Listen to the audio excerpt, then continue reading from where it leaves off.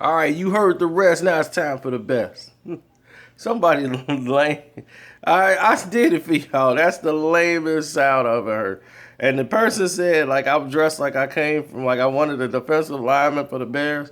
I was at the Bears today. The Bears practice today. That's exactly where I was. Got a corporate sponsorship, but the hat game is crazy. Yes, that is the city under the hat. Yeah, hat game crazy, man. Told y'all. It's sick. See me with hats people don't have. But let's go into the actual fight or the reason for the video. People are like, what is this dude doing? Danny Garcia and Paulie Malignaggi. I rode with Paulie for the last time. We kind of knew like this would probably be the end result of the last fight for Paulie Malignaggi because of the fact that he's 34 years old. He doesn't have any power at welterweight. Danny Garcia is the bigger fighter coming into this fight. This is his first fight at welterweight. They want to give him a fight that's pretty much a soft touch of not a hard puncher. See how he feels out. And physically, Danny Garcia is the gifts. But I can see where he'll have a lot of problems with a lot of other fighters who are at welterweight. From the gate, the start of the fight, Paulie Malignaggi, once again, you know, he's known for taking those wide stances and was driving Sean from Boxing Socialist nuts. And he's probably going to make 6 videos about Paulie Malignaggi's wide stance. They're supposed to be shoulder to shoulder. What is he doing? He was on the phone with me for the whole fight. But the thing is, Paulie's made a lot of success having that stance, or had a lot of success, rather, using that stance for his defense. Now, the problem is, when you go into a situation like that, it leaves you vulnerable for counter shots. You can't get out of the way a lot from, like, right hands. Normally, a wide stance protects you from body shots. You know, your stance is wide enough. You know, you can shield up better for body shots.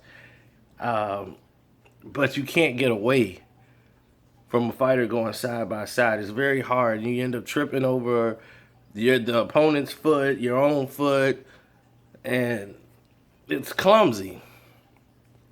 And your balance support is bad. What Danny Garcia did that was good is staying patient. By him staying poised every round and just standing in front of Paulie Malignaggi. And I would love to have seen him jab, but they had a game plan of just physically wearing down Paulie Malignaggi. Let Paulie exert a lot of energy. He's 34. Just stay in front of him. Stay your ground. Wait for the spots. And when you throw the shots, put the hurt on him. When he went to the body, he hurt Paulie Malignaggi with body shots. He's so physically strong that today he looked like a physical middleweight. He was hitting Paulie with shots. I'm like, gosh, you see, when he was boxing Paulie's left shoulder. Paulie's whole left side was red from all the punishing shots he was getting hit with. Then Paulie had a lot of success in the other rounds because Danny refuses to jab. And you can't let someone like Paulie get in a rhythm, and Paulie was, and he's making Danny miss a lot of shots. Danny's telegraphing shots. And Paulie's right in front of him, slipping him. Slip, slip, slip, slip. And Paulie's age and the fact that this is a very physical fighter, once it got to round 7, I knew it was a matter of time. You can see Paulie tire, and physically it's exhausting to push yourself. And I see him in the 7th round. I'm like, man, he's tired, like extremely tired. And it's weird. It's taking a lot out of him to keep Danny Garcia really physically off of him. Mentally, the pressure was too much, and physically, it was taking its toll on him. So even if he did win 12, I felt he could have made it 12.